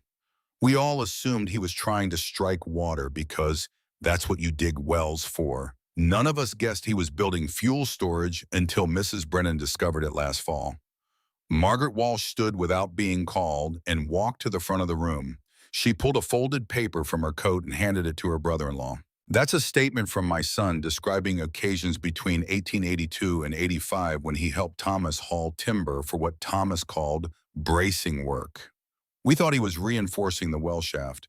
Turns out he was building chamber frames. Over the next 30 minutes, 7 more homesteaders came forward with testimony. John Yurde's widow presented letters her husband had written describing Thomas's stone hauling. A farmer named Carl Jensen testified about selling Thomas oak wood in 1883 under the assumption it was for cabin repairs. Another man described helping Thomas move his forge to the well site for metalwork that Thomas said was for the project. Each piece of testimony added another layer to the timeline, proving that the vault had been built openly over multiple years by the legal claimant during his legal occupancy. By the time the testimony concluded, the documentary evidence was overwhelming. Thomas Brennan had filed his claim in 1879 and worked it continuously until his death 7 years later. During that time, he'd excavated a 3-chamber underground storage system, lined it with fieldstone, braced it with timber, and stocked it with oak he'd hauled from creek bottoms and cured through methods that prevented rot. He'd done all of this while corresponding with neighbors who witnessed the work even if they didn't understand its purpose. The vault wasn't hidden asset discovered by Sarah. It was documented improvement built by Thomas and inherited by his direct heir through legal succession. The panel deliberated for 20 minutes in a side room while Sarah waited with her daughters, and the gallery whispered speculation about outcomes. When Walsh returned, his expression gave nothing away until he sat down and read from the decision he'd written in careful script on official land office paper. The panel finds that the underground storage vault on claim number 4427 was constructed over approximately 7 years by original claimant Thomas Brennan during his legal occupancy of the property. Documentary evidence and witness testimony established clear timeline of construction beginning no later than 1881 and continuing until claimant's death in August 1886. Vault construction constitutes legitimate homestead improvement as defined by the Homestead Act of 1862 in subsequent amendments. Sarah Brennan, as direct heir and legal successor to Thomas Brennan's claim, has inherited both land and improvements through permissible succession process. The vault's existence does not constitute hidden asset requiring reassessment Nor does its value trigger additional tax liability, as said improvements were built during original claimant's occupancy and properly transferred through inheritance. Furthermore, the panel notes that Mrs. Brennan has made additional improvements to the property since taking occupancy in September 1886, including cabin repairs establishment, of poultry operation and maintenance of the storage system her father built. These actions demonstrate active homesteading and clear intent to prove up the claim per act requirements. Peter Stillman's petition for forfeiture is denied. Sarah Brennan's claim remains valid and in good standing. Walsh set down the paper and looked at Stillman directly. Mr. Stillman, this panel strongly discourages future complaints that attempt to penalize homesteaders for their predecessors' competence. If you have legitimate concerns about claim validity, bring them forward through proper channels. But using the law as tool to acquire land you failed to purchase is not proper channel and will not be tolerated by this office. The proceedings are concluded. Sarah walked out of the land office into spring sunlight with her daughter's hands clasped in hers and the weight of 7 months lifting from her shoulders in stages. The land was legally hers, now protected by territorial ruling that established precedent for inherited improvements. Stillman couldn't touch it, couldn't force sale, and couldn't claim forfeiture, couldn't use legal maneuvering to take what Thomas had built, and Sarah had defended through winter that should have killed her but hadn't. Eric Hansen caught up with her in the street outside. He'll try something else eventually. Men like Stillman don't accept losing gracefully. Let him try. The ruling's on record now. Every homesteader in the territory knows you can inherit your father's improvements without losing your claim. That precedent will matter to a lot of families. It already does. Margaret's son finished their vault last week. 2 other families started digging theirs. By next winter, half the county will have underground storage. Hansen smiled, the expression transforming his face into something that looked less carved and more human. Your father would be proud. He built something that saved your life, and now it's saving others. He built something that couldn't fail unless everything failed at once. 3 chambers, 3 chances. The words felt like prayer and principle combined, a philosophy of redundancy expressed in stone and timber and oak stacked 9 meters deep where frost couldn't reach and rot couldn't claim it. Thomas had understood that survival required preparing for disasters you couldn't imagine and building systems that held even when individual pieces broke. He'd spent 7 years digging into Dakota earth and emerged with infrastructure that transcended its own purpose to become lesson about the deepest kind of love, the kind that builds for winters it won't survive to see. The following years, Sarah would remember in fragments rather than continuous narrative. Spring of 1887 brought planting season and the work of establishing crops that would prove she was actively farming the land. Summer brought harvests sufficient to feed her family and sell surplus in Cooperstown for cash that paid for supplies and tools and eventually livestock beyond the single horse her father had left. Fall brought preparations for second winter this time, with 8 cubic meters still stored underground, and knowledge of exactly how to access it when the storms came. Winter 1887 to 88 was colder than the previous year. Temperatures dropped to minus 43 Celsius 3 separate times in January alone, but Sarah's cabin stayed warm and her daughter stayed healthy, and the vault beneath her feet proved its worth again. She used 7 cubic meters over the 4-month season, leaving 1 in reserve, and proving that Thomas's calculations had been conservative enough to account for worst-case scenarios. Spring 1889 brought the 3-year mark since her father's death, the threshold required to prove up a homestead claim under standard provisions. Sarah filed certification papers with the land office in May and received approval in June. The 160 acres that had been Thomas Brennan's dream became Sarah Brennan's property, legally and permanently, no longer claim but title, no longer hope but fact. Margaret Walsh attended the certification ceremony in Cooperstown, along with Eric Hansen and a dozen other homesteaders who'd known Thomas, or helped Sarah, or simply wanted to witness the moment when a widow and her daughters defeated winter and law and expectation to keep what was rightfully theirs. After the papers were signed, they gathered at the church for dinner, and Hansen stood to offer toast that was really speech about preparation and survival and the ways that building for tomorrow required sacrificing today in measures most people couldn't sustain. Thomas Brennan dug 9 meters into frozen ground and left his daughter 3 chambers filled with more than wood. He left proof that love doesn't announce itself in words. It announces itself in work so patient and practical that it looks like nothing until the coldest winter proves it was everything. The room raised glasses to the sentiment, and to Sarah, who sat with Clara and Lily and felt the weight of her father's gift settling into understanding that would take lifetime to fully absorb. The vault had saved her life, yes, but more than that, it had taught her what her father had known all along, that the future was built by people willing to dig deeper than seemed necessary and plan further than seemed sane and trust that somewhere down the line, someone they loved would need exactly what they'd prepared. Harold Beck came to Dakota Territory in 1888 as part of crew hired to rebuild farms damaged or destroyed by the brutal winters of the previous 3 years. He was carpenter from Minnesota, 32 years old, with hands that understood wood the way some men understood horses or metal or land.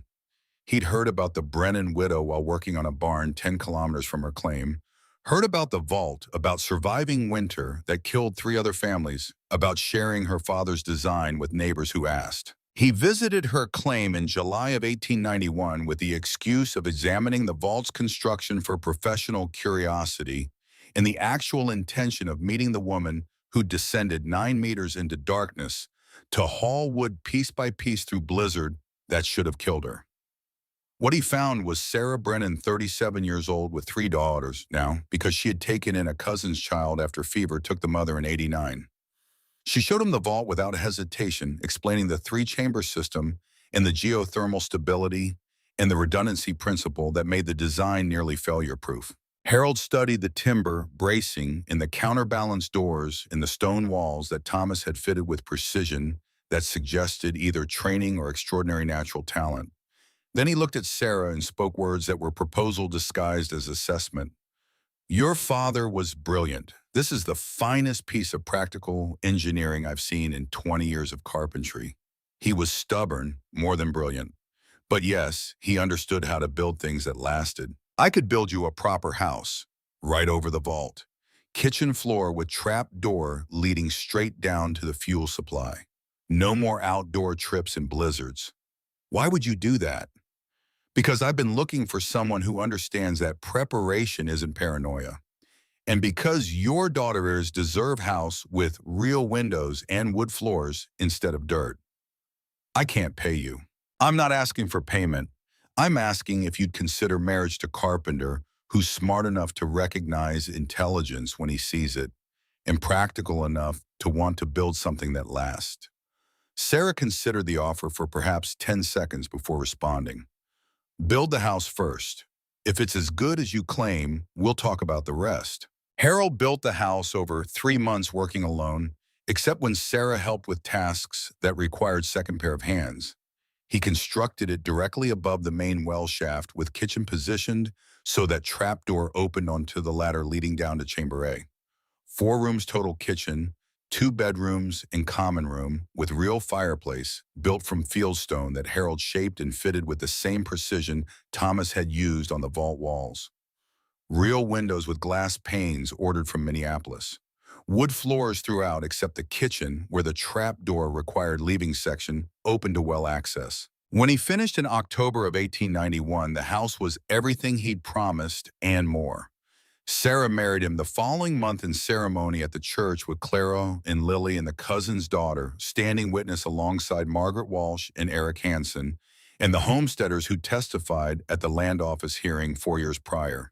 Harold moved into the house he'd built and spent the winter of 1891 to 92 learning the vault system he'd married into. He descended the ladder every morning to haul oak for the day's needs, using the trapdoor that made the process simple instead of dangerous. And by spring, he understood why Thomas had built redundancy into design that most men would have stopped at single chamber. If one floods, 2 hold. If one collapses, 2 remain. If one's discovered by wrong person, to stay secret. It's not excess, it's insurance against failure you can't predict. He spoke the words while standing in Chamber C, with Sarah beside him and their daughters playing on the floor above their footsteps, audible through the ceiling, as percussion accompaniment to conversation about preparation and survival and building for futures that required faith in people you'd never meet. Your father knew he wouldn't see you use this, but he built it anyway because that's what love looks like when it's honest. Not promises that sound good, work that holds up when everything else fails. The vault remained in use until 1947. Sarah and Harold raised 5 children in the house above it: Clara Lily, the cousin's daughter, Margaret, and 2 more born after the marriage: Thomas Jr. in 1895 and Anne in 1898. All 5 learned to descend the ladder before they learned to read family tradition that turned accessing fuel into ritual that connected them to grandfather they'd never known, but whose presence remained tangible in the stone walls and timber bracing and oak that still burned hot 70 years after he'd first stacked it. Every November 1st, the entire family gathered in Chamber C to haul winter's supply to surface, even after Harold installed pulley improvements that made the work easier.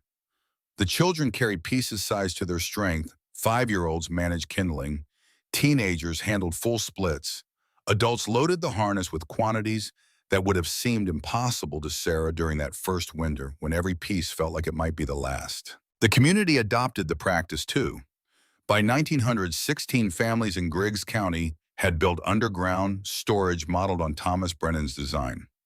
Some were simple, single-chamber affairs, excavated to minimum depth and stocked with whatever fuel they could afford. Others were elaborate 3-chamber systems that exceeded Thomas's original in size, if not in elegance.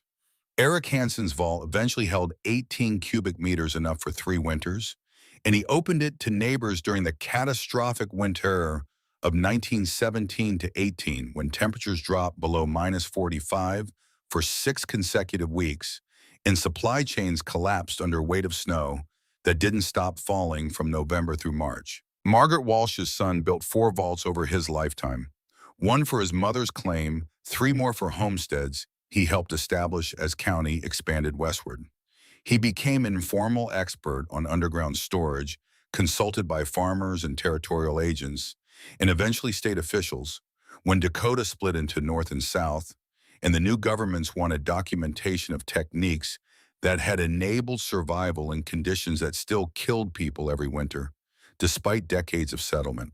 The original vault, Thomas's design with Sarah's modifications and Harold's improvements, outlasted them all.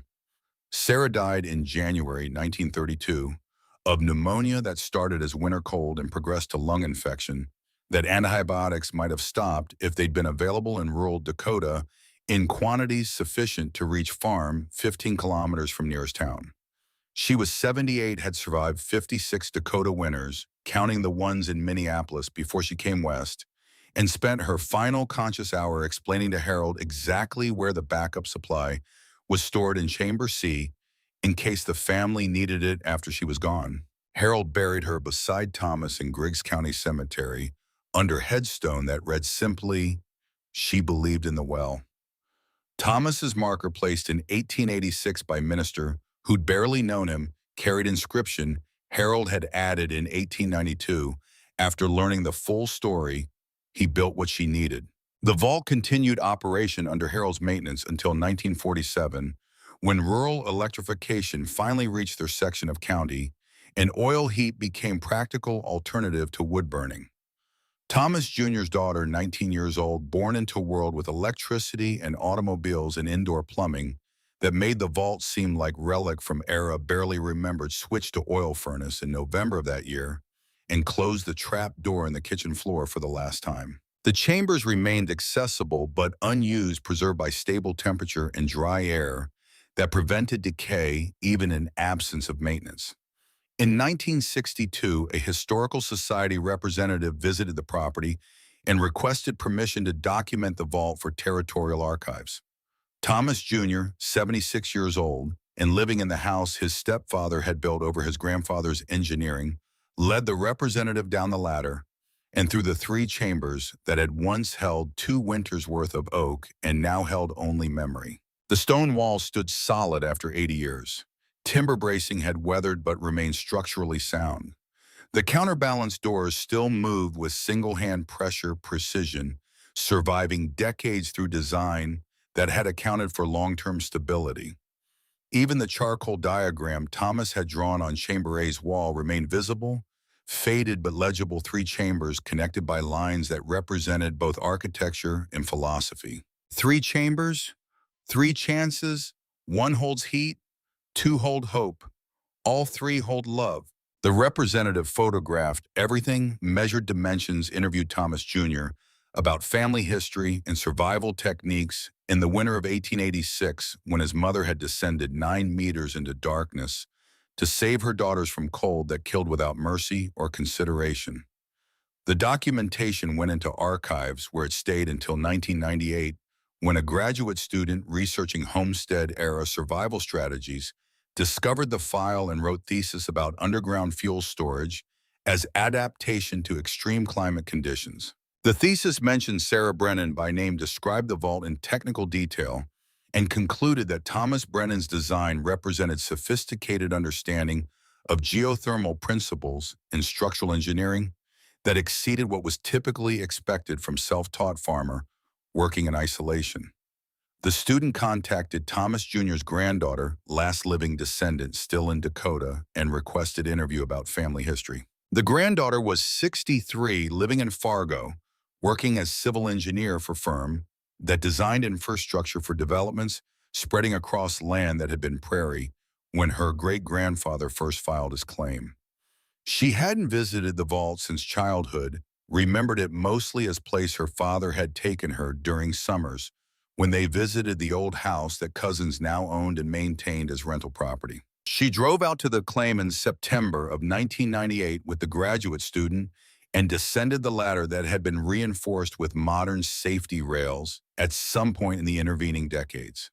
Chamber A opened before them exactly as it had for Sarah 112 years earlier. Stone walls, timber frames, air that smelled of earth and rock, in time compressed into space that seemed both smaller and more significant than memory suggested. The oak was gone, of course. The last pieces had burned in 1947, but the structure remained testament to builder who'd understood that survival required digging deeper than seemed rational and preparing for disasters that might never arrive, but would be catastrophic if they did, and you weren't ready. The granddaughter stood in Chamber C where her great-grandmother had knelt and wept in November 1886 upon discovering that her father's gift was larger than she'd imagined and more carefully planned than she dared hope. She read the charcoal inscription that Thomas had left, words written 1 month before his death message, in bottles sent forward through time to daughter. He wouldn't live to see struggle, but could still help survive. 3 chambers, 3 chances. 1 holds heat, 2 hold hope, all 3 hold love. Tebe, July 1886. Below it, written in different hand and different year, someone had added all 3 held. S.B. 1889. The granddaughter touched the stone wall where her great-great-grandfather had drawn his diagram and felt connections spanning 4 generations, from man who dug 9 meters into Dakota earth to woman who stood in the space he'd created and understood finally what her father had explained during childhood visits, but she'd been too young to fully comprehend. Love isn't what you say. It's what you build when you know you won't be there to see it used.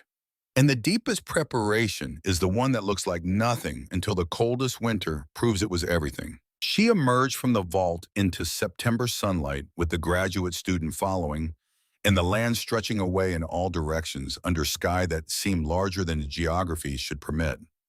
The house Harold had built still stood, maintained by tenants who paid rent to cousins who'd inherited the property, but moved to cities where winters were merely cold instead of actively murderous. The well entrance had been covered with concrete cap for safety reasons, trap doors sealed access, restricted to prevent accidents. But the chambers remained, stone and timber and engineering that had outlasted the people. It was built to save, outlasted the winters that had tested it, outlasted even the need that had justified its creation in the first place. It remained as proof that Thomas Brennan had looked at Dakota Prairie in 1879 and seen not just land to claim, but future to prepare for winters. His daughter would face alone storms he wouldn't survive, but she might if he built deep enough and planned carefully enough and loved practically enough to express it in cubic meters of oak stored where only someone who knew the secret could find it. The graduate student asked questions about timber bracing techniques and geothermal calculations, and whether Thomas had received formal training in engineering or simply worked from intuition and trial. The granddaughter answered what she could and admitted what she didn't know, but the conversation felt peripheral to understanding that mattered. The vault's technical specifications were documented, photographed, measured, archived. What couldn't be captured in thesis or documentation was the feeling of standing 9 meters underground in space carved from earth by man who died before she was born, but whose presence remained tangible in every stone he'd placed and every beam he'd fitted. In Dakota Territory, there were winters that came without wood, and there were fathers who wore brass keys around their necks. Thomas Brennan had understood something that most people never learn, that the coldest winter isn't the one you survive, but the one your children face after you are gone. So he dug until he hit stable ground, built until he'd created redundancy that couldn't fail unless everything failed at once, and left his daughter not just fuel but lesson about love, expressed through preparation, patient enough to span years and survive death. Sarah had descended into darkness 3 times during winter that should have killed her, hauled oak piece by piece through conditions that damaged her body in ways that never fully healed, and emerged each time with wood enough to keep her daughters warm. Then she taught her neighbors the same techniques, shared the knowledge freely, and watched as community built vaults that saved lives through winters that kept coming because they always did. The legacy wasn't the vault itself. Stone and timber would eventually fail, had already outlasted their practical purpose by half a century. The legacy was understanding that survival required building for disasters you couldn't imagine, and trusting that somewhere in the future, someone you loved would need exactly what you'd prepared. Not promises, not intentions. Work that held when everything else failed, measured in meters, excavated, and oak stacked, and chambers connected by principle. That said, if one breaks, 2 hold. Thomas had built 3 chambers because he knew that single points of failure killed families. Sarah had survived because she'd been willing to descend into darkness to reach what her father had left. And the granddaughter standing in September sunlight understood finally that the deepest preparation was the one that looked like nothing until you needed it desperately and found it exactly where someone who loved you had known you'd look. 3 chambers, 3 chances. 1 holds heat, 2 hold hope. All 3 hold love. The message carved in charcoal on stone wall 9 meters below Dakota Prairie, written by man who had known his heart was failing and his time was short, but his daughter's need would be great. Not prophecy, not sentiment. Instruction manual for survival, written in stone and timber and oak by father who understood that love wasn't what you said in letters. It was what you built in silence and left in darkness for the person who'd need it most to discover alone.